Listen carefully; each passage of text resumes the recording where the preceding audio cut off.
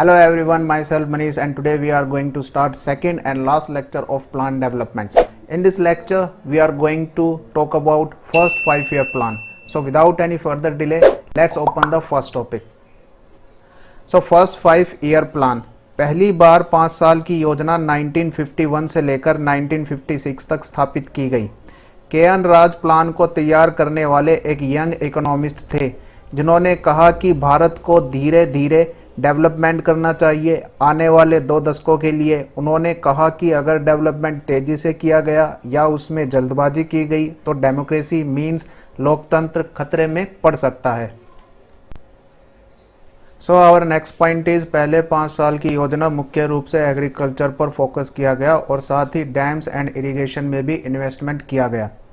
Bhakra Nangal dam जैसे बड़े पैमाने पर प्रोजेक्ट के लिए भारी बंटवारा किया गया। And the last point is और इसने देश के विकास की चाबी के रूप में भूमि सुधार मींस लैंड रिफॉर्म्स पर भी फोकस किया। So our next topic is second 5-year plan. Second 5-year plan 1956 से लेकर 1961 तक स्थापित की गई। यह महिला नोबिस की लीडरशिप में हैवी इंडस्ट्रीज पर मुख्य रूप से केंद्रित था, जिसमें कहा गया कि विकास मींस डेवलपमेंट तेजी से होना चाहिए और electricity, railway, steel machineries and communication जैसे हैवी इंडस्ट्रीज सेटअप की गई। Now we will study 12th 5-year plan. इसका मुख्य विषय तेज, स्थायी और अधिक समावेशी विकास है। प्लान का ग्रोथ टारगेट 8 to 9% है। इस प्रकार इस योजना में सामाजिक न्याय के साथ इकोनॉमिक डेवलपमेंट जो मुख्य रूप से प्रोडक्टिविटी में वृद्धि और पर्याप्त आय का प्रावधान होने के कारण सभी 5-year प्लान्स के प्राथमिक उद्देश्य के बावजूद सामाजिक उद्देश्य, इसी तरह शिक्षा का प्रावधान, सामाजिक सुरक्षा, सामाजिक महत्व और कल्याणकारी योजनाओं को महत्व दिया गया था। Now we will talk about national development council means राष्ट्रीय विकास परिषद। अगस्त 1952 में इंडियन गवर्नमेंट द्वारा एक एग्जीक्यूटिव बॉडी एस्टैब्लिश की गई जो ना तो एक संवैधानिक बॉडी है और न ही वैधानिक बॉडी है। यह देश की 5-year प्लान्स के अप्रूवल से संबंधित मामलों पर निर्णय लेने वाली एक सुप्रीम बॉडी है और प्राइम मिनिस्टर एनडीसी के एक्स ऑफिशियो चेयरमैन होते हैं। Now we will talk about national development council composition.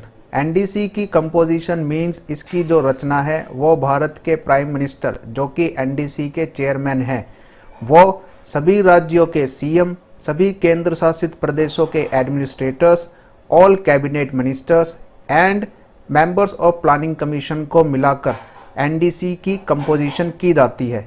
Members of planning commission और सेक्रेटरी ऑफ प्लानिंग कमीशन भी एनडीसी के सेक्रेटरी होते हैं। एडमिनिस्ट्रेटिव असिस्टेंस मींस प्रशासनिक सहायता भी प्लानिंग कमीशन द्वारा प्रोवाइड की जाती है। Now we will talk about objectives of national development council. NDC planning commission की एक एडवाइजरी बॉडी है मींस सलाहकार बॉडी है। एनडीसी के प्रमुख उद्देश्य को नीचे लिस्टेड किया गया है। The first point is plan के सपोर्ट में राष्ट्र के प्रयास और संसाधनों को मजबूत करना और जुटाना। And the second point is सभी महत्वपूर्ण क्षेत्रों में आम आर्थिक नीतियों को बढ़ावा देना। एंड थर्ड वन इज देश के सभी भागों के संतुलित और तेज विकास को पक्का करना। And the last point is इसके अलावा एनडीसी सभी राज्यों को विकास से संबंधित उनकी समस्याओं और मुद्दों पर चर्चा करने के लिए एक मंच प्रदान करता है। इस तरह यह डेवलपमेंट प्लान के एग्जीक्यूशन में राज्यों के सहयोग को सुरक्षित रखता है। So this was all about objectives of National Development Council. Now we will talk about functions of National Development Council. अपने उद्देश्य को पूरा करने के लिए एनडीसी को कौन कौन से कार्य सौंपे गए, let's see. The first one is national plan के निर्माण के लिए गाइडलाइंस निर्धारित करना और इन रिसोर्सेज का मूल्यांकन करना जो प्लान के लिए है। And the second one is planning commission द्वारा तैयार की गई नेशनल प्लान पर विचार करना। So next function is plan को लागू करने के लिए आवश्यक संसाधनों का मूल्यांकन करना और रिसोर्सेज को इंक्रीज करने के तरीके लागू करना। नेशनल डेवलपमेंट को प्रभावित करने वाली सोशल और इकोनॉमिक पॉलिसी के महत्वपूर्ण प्रश्नों पर विचार करना एंड समय समय पर योजना के कामकाज की समीक्षा करना। And the last one is ऐसे उपायों की सिफारिश करना जो नेशनल प्लान में निर्धारित लक्ष्यों और लक्ष्यों को प्राप्त करने के लिए आवश्यक है। So these are the functions of national development plan. Now we will talk about NITI Aayog. NITI Aayog स्वतंत्रता के बाद से ही एक प्लानिंग कमीशन बनाया गया जो सोशलिस्ट मॉडल पर आधारित था, जिसे भारत के प्लान डेवलपमेंट के लिए बनाया गया था। लेकिन ग्लोबलाइजेशन के युग के दौर में, स्पेशली 21st सेंचुरी में, यह अप्रभावी और अप्रासंगिक होता जा रहा था, खासकर विकास के दबाव संबंधी चुनौतियों का सामना करने के लिए। इसीलिए 15 अगस्त 2014 को अपने स्वतंत्रता दिवस के भाषण के दौरान प्राइम मिनिस्टर नरेंद्र मोदी ने प्लानिंग कमीशन के एबॉलिशन के बारे में बात की। So our next point is national security and economic policy के हितों के बीच तालमेल बनाना और पॉलिसी एंड प्रोग्राम के स्ट्रेटेजिक और लॉन्ग टर्म फ्रेमवर्क तैयार करना। नीति आयोग यूनियन गवर्नमेंट के लिए थिंक टैंक के रूप में कार्य करता है।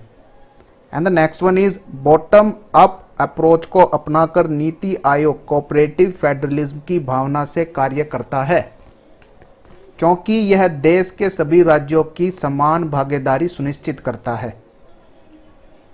Now we will talk about united nation human development report.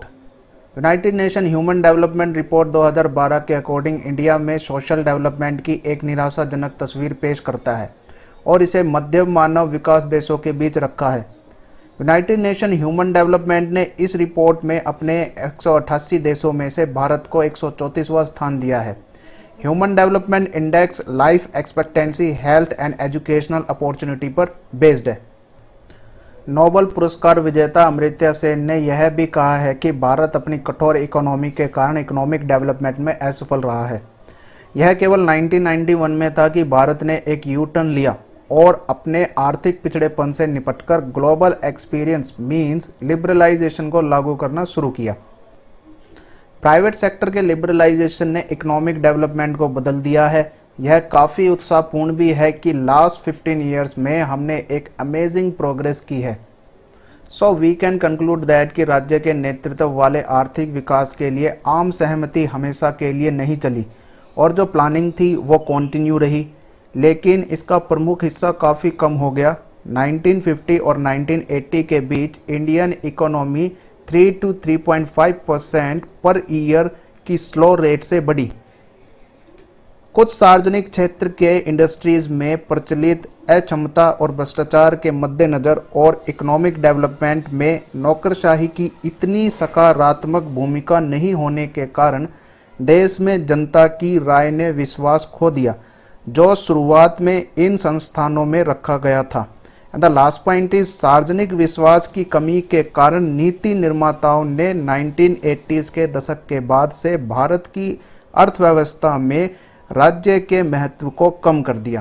So this was all about our last lecture. I hope everything is clear to all. I will catch up with you in our next video. Till then, good bye.